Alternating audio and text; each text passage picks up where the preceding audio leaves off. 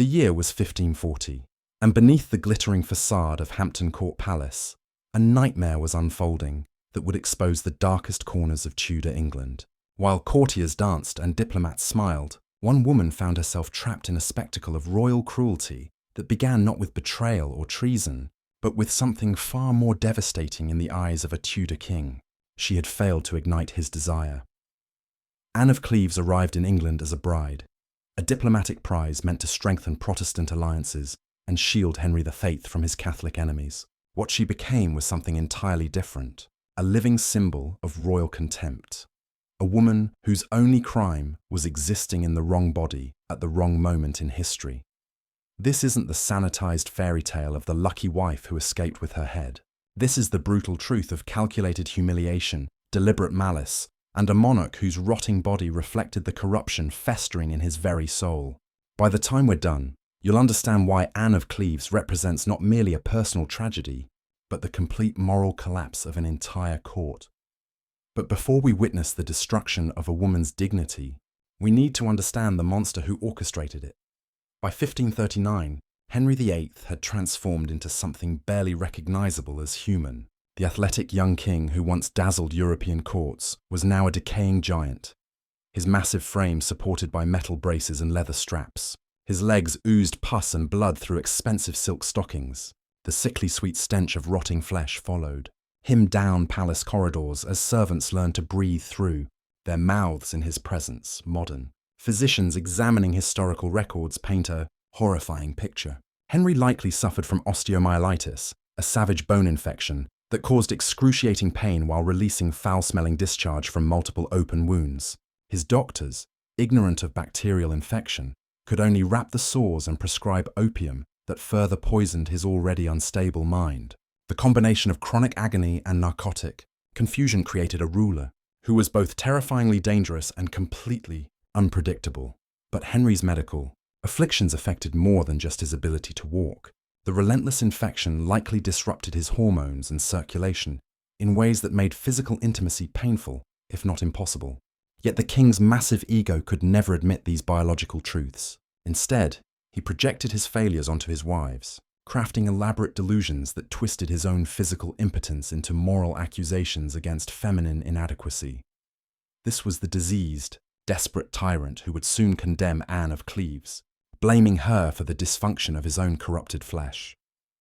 Meanwhile, across the channel in the German Duchy of Cleves, a 24-year-old woman prepared for the role that would define her existence. Anne had been raised in the disciplined household of her brother, Duke Wilhelm, educated in languages, music, and the refined etiquette expected of noble wives. She understood duty above all else, a virtue that would become both her salvation and her curse in the ruthless arena of Tudor politics. The political desperation behind this marriage cannot be overstated. England stood isolated in Europe, threatened by a Catholic alliance between France and the Holy Roman Empire. Henry's break with Rome had stripped him of crucial allies, leaving his kingdom teetering on the edge of disaster. The Protestant German states offered a lifeline, and Anne represented that connection. Her brother commanded significant influence among Lutheran princes, making this union a matter of national survival. Yet even as diplomats negotiated contracts and dowries, Henry's personal insecurities were already poisoning the arrangement. The once confident monarch now craved constant reassurance of his desirability, while becoming less capable of proving it. The catastrophe was inevitable before Anne ever set foot on English soil. The first crack came through art itself. Hans Holbein's portrait of Anne sealed her fate long before they met. The court painter had captured the Duchess in traditional German dress, her face serene beneath an ornate headdress. To modern eyes, she appears dignified and gentle, but Henry's imagination, warped by flattery and desperate vanity, constructed fantasies no living woman could fulfill. His courtiers, always attuned to royal desire, exaggerated the portrait's charm with embellished tales of Teutonic beauty and grace. They described skin like ivory and eyes that sparkled with intelligence, building an impossible ideal that doomed Anne before she crossed the sea. When Anne's entourage finally reached England in December 1539, she carried the hopes of two nations and the fragile promise of Protestant unity. She had spent months preparing, studying English customs, practicing the language, even learning local dances to delight her royal husband. The meeting at Rochester destroyed every illusion in a single, catastrophic moment. Henry, disguised as a common messenger in what he imagined was a romantic gesture, burst into Anne's chambers expecting enchantment. Instead, he encountered a woman who failed to recognize him, and worse still, failed to swoon at his presence. Anne, raised within the rigid protocols of German nobility, reacted with polite confusion rather than infatuated worship.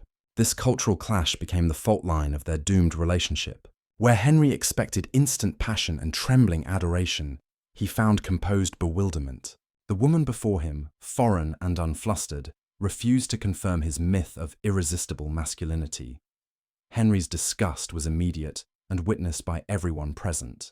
His expression darkened with barely concealed rage as political necessity collided with wounded pride.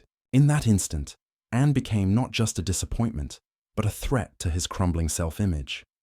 The marriage would proceed because politics demanded it, but Henry's campaign to annihilate Anne's reputation began that very day. The whispers started immediately. Courtiers who had praised the match now muttered about the bride's foreign habits, her stiffness, her supposed inability to meet English standards. These weren't spontaneous complaints. They were orchestrated slanders designed to excuse the king's own inadequacies. The wedding on January 6, 1540, unfolded like a funeral disguised as celebration. Henry stood glittering in cloth of gold despite his failing body, while Anne wore resplendent robes that couldn't conceal his visible revulsion. Foreign ambassadors strained to interpret the subtle currents of royal displeasure rippling through the abbey. That night, the royal bedchamber became a theatre of humiliation. Henry, his body resembling a breathing corpse, approached the marriage bed with all the enthusiasm of a man facing execution. His ulcerated legs, wrapped in rancid bandages, seeped through silk sheets while he blamed Anne for the revulsion caused by his own diseased flesh. Unable to confront his own decay, Henry constructed a narrative of feminine deficiency that would echo through history. He whispered to his physicians about Anne's supposed defects, invented stories of unpleasant odours, and suggested that her foreignness had somehow poisoned his natural potency. Among courtiers, the mockery crystallized.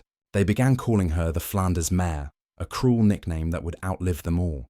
These lies, whispered within palace walls and repeated by sycophantic nobles, transformed a woman's dignity into public entertainment. The court's treatment of Anne revealed Tudor malice at its most refined. Within days, courtiers who had competed for her attention now mimicked her accent with theatrical cruelty. They ridiculed her German manners, turning every harmless difference into proof of her unfitness as queen.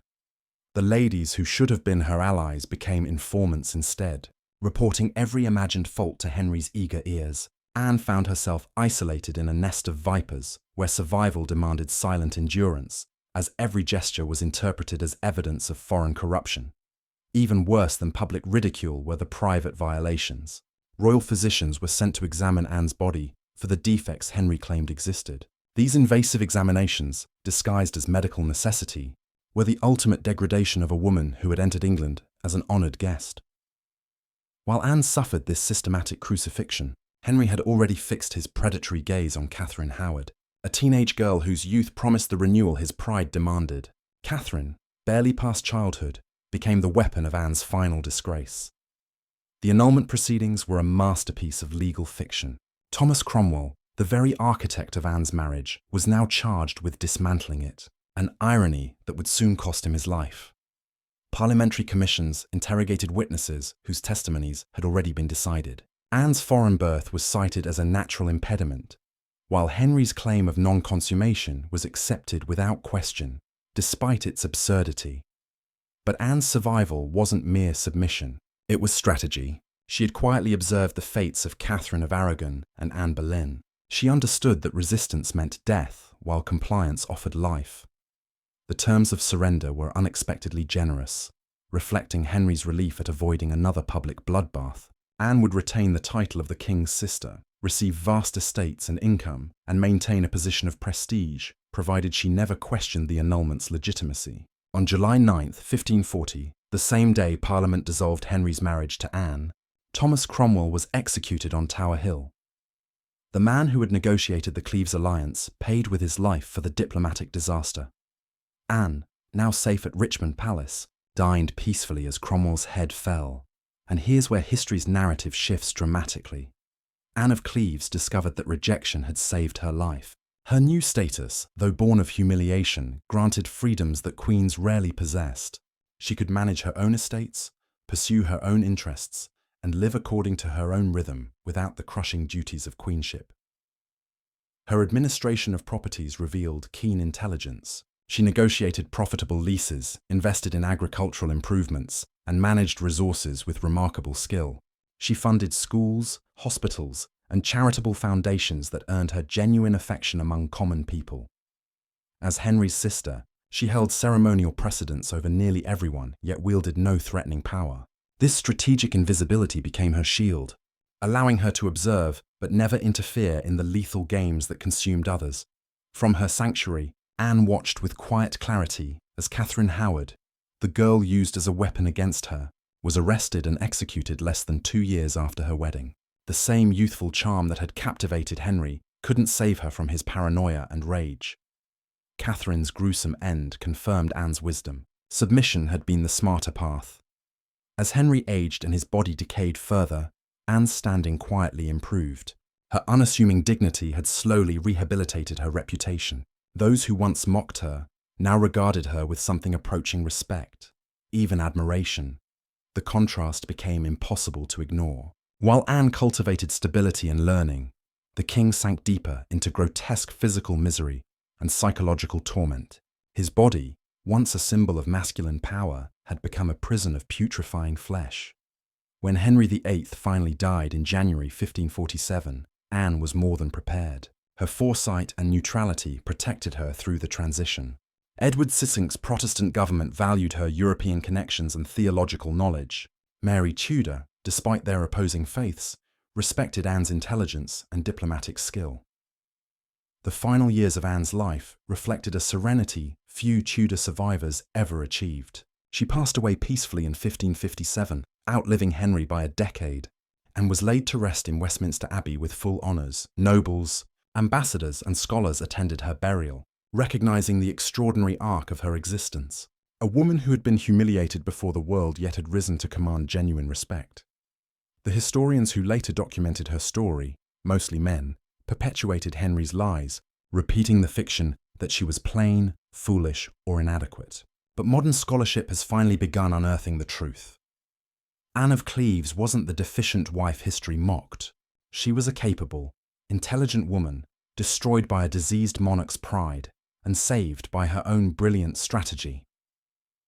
The real stench that filled the Tudor court didn't come from Anne's perfume or person. It came from the king's ulcerated flesh and festering spirit. Henry's story ended in bloated corruption and a legacy of violence. Anne's ended in serenity, prosperity, and quiet triumph. In the end, the grand illusion of Henry VIII, the illusion of absolute power and invincible masculinity, collapsed under the weight of his own decay. Anne's story stands as the quiet truth behind that myth, that no matter how loudly tyranny shouts, dignity endures longer. And in the vast echoing halls of history, it is often the calmest voice, the one that simply refuses to break, that outlasts them all.